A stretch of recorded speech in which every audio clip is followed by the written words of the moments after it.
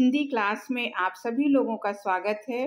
बच्चों, आज हम कक्षा 11 में आपकी जो गद्य गरिमा पुस्तक है उसका जो दूसरा पाठ है महाकवि माघ का प्रभात वर्णन, उस पाठ के गद्यांश जितने भी महत्वपूर्ण गद्यांश हैं और उनकी व्याख्या को समझेंगे, उस पर आधारित प्रश्नों के उत्तर को देखेंगे। तो आज हम इस वीडियो में गद्यांश और उस पर आधारित प्रश्नोत्तर को पढ़ने वाले हैं। ये प्रश्न परीक्षा में ज़रूर पूछा जाता है और एक गद्यांश पर आधारित आपके 5 प्रश्न आते हैं। एक प्रश्न 2 नंबर का होता है। इस तरीके से 5 प्रश्न 10 नंबर के होते हैं। बहुत ही इम्पोर्टेंट प्रश्न है। इसको आप अगर सही से कर देते हैं तो आपको बहुत ही अच्छे इसमें नंबर मिल जाते हैं। तो आज इसको हम इस वीडियो में पढ़ेंगे। तो बच्चों, आप आखिरी तक ज़रूर इस वीडियो को देखिएगा ताकि आपको ये पाठ, उसके गद्यांश, उसका अर्थ और उसके प्रश्नोत्तर सभी कुछ समझ में आ जाए। और अगर आप इस तरह के और भी वीडियो नए-नए देखना चाहते हैं तो आप चैनल को सब्सक्राइब ज़रूर कर लीजिए। आपके लिए लगातार ऐसे वीडियो बनते रहेंगे और आप तक पहुंचते रहेंगे। तो अब इस वीडियो को शुरू करते हैं और पहला गद्यांश जो हमारा इम्पोर्टेंट है उसको हम देखते हैं। पहले इसके अर्थ और व्याख्या को समझेंगे, उसके बाद हम उनके प्रश्नों को देखेंगे। तो पहला गद्यांश हमारा है सूर्य देव की उदारता। पहले ये बता दें कि ये जो पाठ है महाकवि माघ का प्रभात वर्णन, ये महावीर प्रसाद द्विवेदी का लिखा हुआ है। इसमें माघ द्वारा जो प्रातः काल का वर्णन किया गया है वो इसका वर्णन इस पाठ में किया गया है। प्रातः काल का बहुत ही अच्छा चित्रण हुआ है। तो वहीं से ये गद्यांश है। सूर्य देव की उदारता और न्यायशीलता तारीफ के लायक है। देखिए, ये रेखांकित अंश है। रेखांकित अंश के लिए एक प्रश्न आपका इसमें होगा। रेखांकित अंश की व्याख्या कीजिए। तो जितने आपके वाक्य हैं जिस पे रेखांकित किया गया है उसी का केवल आपको व्याख्या करनी है और सभी की व्याख्या नहीं करनी है। तो आप इसकी व्याख्या समझ लीजिए। यहाँ पे लेखक कहते हैं कि सूर्य देव की उदारता एवं न्यायशीलता तारीफ के लायक है।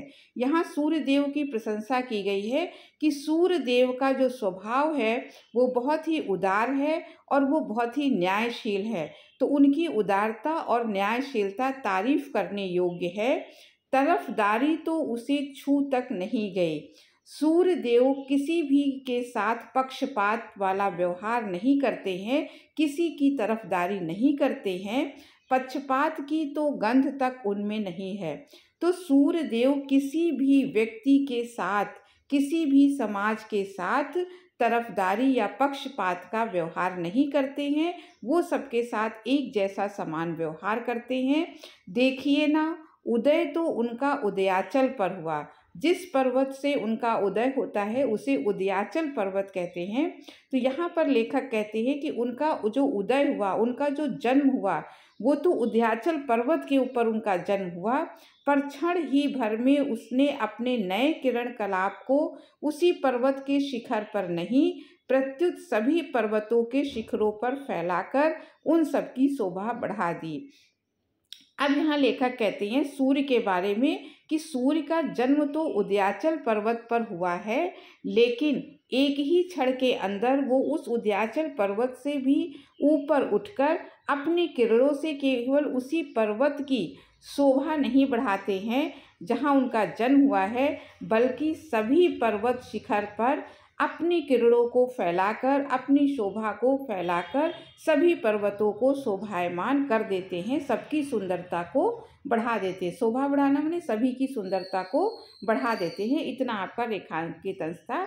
माने सूर्यदेव का जहाँ पे जन्म हुआ है केवल उसी पर्वत को प्रकाशित नहीं करते हैं, बल्कि वो इतने उदार हैं और पक्षपात से रहित है कि थोड़ी ही देर में वहाँ के जितने भी पर्वत शिखर हैं सभी पर अपनी किरणें फैलाकर सबकी शोभा को, सबकी सुंदरता को बढ़ा देते हैं। आगे लिखा है, उनकी इस उदारता के कारण इस समय ऐसा मालूम हो रहा है कि सभी भूधरों ने अपने शिखरों, अपने मस्तकों पर दोपहिया के लाल लाल फूलों के मुकुट धारण कर लिए हों। तो यहाँ पर उनकी सुंदरता, जो हर पर्वत पे उन्होंने किरणें फैलाई हैं सूर्यदेव ने, उसकी पर्वत की सुंदरता ऐसी लग रही है मानो भूधर माने होता है पर्वत।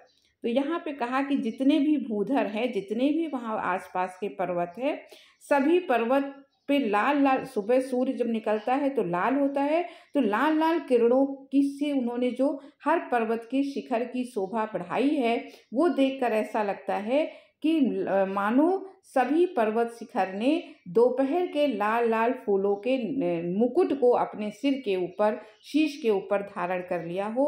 सच है, उदारशील सज्जन अपने चारु चरित्रों से अपने ही उदय देश को नहीं, अन्य देशों को भी आप्यायित करते हैं। आप्यायित माने लाभान्वित करते हैं। तो यहाँ पर सूर्य देव के माध्यम से उदार मनुष्यों के बारे में भी लेखक कहते हैं कि जो उदारशील मनुष्य होते हैं, जिस प्रकार सूर्य उदारता दिखाता है, उसी प्रकार जो उदारशील पुरुष होते हैं, मनुष्य होते हैं, वो अपने चारु चरित्रों माने अपने अच्छे चरित्र से, अपने उदय देश माने जहाँ उनका जन्म हुआ है, अच्छे मनुष्यों का जहाँ पे जन्म हुआ है, जो उदार मनुष्य हैं, केवल उसी देश को अपने गुणों से लाभान्वित नहीं करते हैं, बल्कि अन्य सभी देशों में, विश्व के सभी देशों में अपनी उदारता से उसको लाभान्वित करते हैं। तो बच्चों, आपको ये समझ में आ गया होगा। इसके जो व्याख्या है, व्याख्या आपको अच्छे से समझ में आ गई होगी। तब इसके प्रश्नोत्तर देख लेते हैं। पहला प्रश्न है, उपर्युक्त गद्यांश का शीर्षक लिखिए। ये प्रश्न हर गद्यांश में निश्चित होता है, पहला प्रश्न यही आपका पूछा जाएगा और 2 नंबर का ये भी है। तो उपर्युक्त गद्यांश के शीर्षक और इसके साथ एक और प्रश्न लगा रहता है, लेखक का नाम लिखिए। तो उपर्युक्त गद्यांश का शीर्षक है महाकवि माघ का प्रभात वर्णन और इसके जो लेखक हैं वो है महावीर प्रसाद द्विवेदी।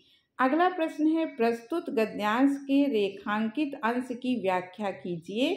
तो प्रस्तुत गद्यांश के रेखांकित अंश की व्याख्या, अभी हमने आपको पूरा पैराग्राफ पढ़ाया है, उसकी व्याख्या सिखाई है, उसी तरीके से आपको रेखांकित अंश की व्याख्या यहाँ पर लिखनी है। अगला प्रश्न है, सूर्य देव के स्वभाव के विषय में लेखक का क्या विचार है। तो आगे के जो 3 प्रश्न हैं वो आपको पैराग्राफ में पढ़ के उसका उत्तर देना है, इसी में उसके उत्तर छिपे हुए हैं। तो इसके लिए आप जो भी लाइन प्रश्न में पूछी गई है, पहले आप उसको ढूंढिए कि वो लाइन गद्यांश के किस लाइन से मिलती जुलती है या कहाँ से ली गई है, वहीं उसका उत्तर आपको मिलेगा। तो सूर्यदेव के स्वभाव के विषय में लेखक का क्या विचार है। तो सूर्यदेव के स्वभाव के विषय में लेखक कहता है कि सूर्यदेव का स्वभाव उदारता और न्यायशीलता से भरा हुआ है। अगला प्रश्न है, पर्वतों के शिखरों पर पड़ती प्रातःकालीन सूर्य की किरणों के विषय में क्या कहा गया है। तो यहाँ पर लेखक का यहाँ पर कहना है कि जो पर्वतों के शिखरों पर प्रातःकालीन सूर्य की किरणें पड़ती हैं तो ऐसा लगता है मानो सभी पर्वत शिखरों ने लाल लाल फूलों के मुकुट को धारण कर लिया है। उसके बाद अगला प्रश्न है, प्रस्तुत गद्यांश में सूर्यदेव की उदारता के आधार पर किसके संदर्भ में और क्या कहा गया है। तो सूर्यदेव की उदारता के आधार पर यहाँ उदारशील सज्जन के विषय में लेखक कहते हैं कि उदारशील जो सज्जन होते हैं वो अपने चरित्र से अपने जन्म देश को ही नहीं बल्कि विश्व के अन्य देशों को भी लाभान्वित करते हैं। तो ये पैराग्राफ, इससे संबंधित प्रश्नोत्तर आपको समझ में आ गया होगा। अब हम अगले पैराग्राफ को लेते हैं, कौन सा इम्पोर्टेंट हमारा अगला पैराग्राफ है उसको देखते हैं। अगला देखिए हमारा पैराग्राफ आ गया है, आकाश में सूर्य के दिखाई देते ही नदियों ने विलक्षण ही रूप धारण किया। देखिए ये भी रेखांकित अंश है, इसकी व्याख्या को समझते हैं कि आकाश में सूर्य के दिखाई देते ही, जैसे ही आकाश में सूर्य दिखाई दिया वैसे ही जो नदियां थी उन्होंने विलक्षण माने एक नया ही रूप धारण कर लिया। दोनों तटों या कगारों के बीच से बहते हुए जल पर सूर्य की लाल लाल प्रातःकालीन धूप जो पड़ी तो वो जल परिपक्व मदिरा के समान सदृश हो गया। सदृश माने समान हो गया। मदिरा कहते शराब को कहते हैं। तो जैसे शराब का रंग होता है, मदिरा का रंग होता है, तो यहाँ पर लेखक का कहना कि आकाश में सूर्य जब सुबह निकलता है प्रातःकाल तो वो लाल रंग का होता है, आप सभी ने देखा होगा। तो जब लाल लाल सूर्य की किरणें नदी के पानी के ऊपर, जल के ऊपर पड़ती हैं तो उसका जो पानी है लाल रंग से मिलकर ऐसा हो जाता है कि उसका रंग मदिरा, पकी हुई मदिरा के समान या शराब के समान उसका रंग दिखाई देने लगता है। अतएव ऐसा मालूम होने लगा जैसे सूर्य ने किरण बाणों से अंधकार रूपी हाथियों की घटा को सर्वत्र मार गिराया हो। अथवा ऐसा लगता है, यहाँ पर कल्पना करता है लेखक कि ऐसा लगा मानो सूर्य ने अपनी किरण रूपी बाणों को चलाया है और अंधकार रूपी हाथियों की घटा माने समूह को सर्वत्र माने सभी जगह मार गिराया हो। माने सूर्य ने अपने किरण रूपी बाणों को चलाकर अंधकार रूपी हाथियों को मार डाला हो, काट दिया हो, और उन्हीं के घावों से निकला हुआ रुधिर, रुधिर माने आपका होता है खून, उनके जो हाथियों को मारने से जो खून निकला वो बहकर नदियों में आ गया हो, उसी के मिश्रण से उसका जल लाल हो गया हो। अब यहाँ पर लेखक कहता है कि उसका जल पानी का लाल इसलिए भी हो सकता हो गया हो कि जो सूर्य ने अपने किरण रूपी बाणों से अंधकार मानो हाथी हैं, अंधकार रूपी हाथी के समूह को नाश कर दिया है, काट दिया है, और हाथियों के काटने से जो उसका खून बहा है वो नदी के पानी में मिल गया है, और इससे नदी का जो जल है वो भी लाल रंग का हो गया है। ये कवि ने यहाँ पर दो कल्पनाएं की हैं कि या तो जो सूर्य की किरणें हैं पानी के जल पर पड़ रही हैं इसलिए वो मदिरा के समान लाल हो गया है, अथवा सूर्य ने अपने किरण रूपी बाणों को हाथी रूपी अंधकार रूपी हाथियों को काट दिया है, समूह नाश कर दिया है, और उसका खून जो है पानी में मिलकर उसका खून जो है वो लाल हो गया है। अब इस पर आधारित प्रश्नोत्तर देख लेते हैं। उपर्युक्त गद्यांश का संदर्भ लिखिए। तो संदर्भ में आपको दो चीज़ें लिखनी है, पाठ का नाम और लेखक का नाम। तो पाठ का नाम यहाँ पर होगा महाकवि माघ का प्रभात वर्णन, और लेखक का नाम होगा महावीर प्रसाद द्विवेदी। प्रस्तुत गद्यांश के रेखांकित अंश की व्याख्या कीजिए।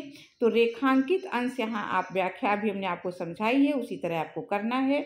अगला प्रश्न है, प्रातःकालीन सूर्य की किरणें पड़ने पर नदियों का जल किस प्रकार प्रतीत होने लगा। तो उत्तर होगा प्रातःकालीन सूर्य की किरणें पड़ने पर नदियों का जल मदिरा के समान हो गया। फिर प्रस्तुत गद्यांश में अंधकार की तुलना किससे की गई है। तो प्रस्तुत गद्यांश में अंधकार की तुलना हाथियों से की गई है। सूर्य की किरण बाण ने किसे नष्ट किया। तो सूर्य की किरण बाण ने हाथी रूपी अंधकार रूपी हाथियों को नष्ट कर दिया। अब आगे अगला पैराग्राफ देखते हैं। तारों का समूह देखने में बहुत ही भला मालूम होता है, ये सच है। अब यहाँ पर कवि क्या कहते हैं, लेखक क्या कहते हैं कि तारों का समुदाय देखने में बहुत भला मालूम होता है। अंधकार में, अंधेरे में, रात में आपने देखा तारे भी चमकते हैं। तो लेखक का कहना है कि तारे तो बहुत ही, तारों के जो समुदाय है, जो समूह है, वो बहुत ही देखने में सुंदर लगता है। ये सच है। ये भी सच है कि भले आदमियों को ना कष्ट देना चाहिए और ना उनको उनके स्थान से च्युत ही करना, हटाना चाहिए। च्युत करना माने हटाना चाहिए। तो यहाँ पे लेखक कहता है कि जो भले आदमी हैं, अच्छे आदमी हैं, उन्हें कभी कष्ट नहीं देना चाहिए, ये बात सही है, और ना उन्हें अपने स्थान से हटाना ही चाहिए। परंतु सूर्य का उदय अंधकार का नाश करने के लिए ही होता है। लेकिन सूर्य इसीलिए निकलता है प्रातःकाल कि वो अंधकार का पूरी तरह से नाश कर दे, और तारों की श्री वृद्धि अंधकार की ही बदौलत है। लेकिन जो तारे हैं वो अंधकार के साथी हैं। अंधकार होने पर ही तारों की चमक हमें शोभायमान अच्छी दिखाई देती है, भली दिखाई पड़ती है। इसी से लाचार होकर सूर्य को अंधकार के साथ तारों का भी विनाश करना पड़ता है। तो यहाँ पर लेखक ने कहा कि तारे बहुत अच्छे हैं, उनको हटाना नहीं चाहिए, उन्हें कष्ट नहीं देना चाहिए, लेकिन वो अंधकार के साथी हैं, और सूर्य अंधकार का नाश करता है तो मजबूरन उसे अंधकार के साथ तारों का भी विनाश करना पड़ता है। आगे देख लेते हैं। का भी विनाश करना पड़ा, उसे जबरदस्ती निकालना पड़ा।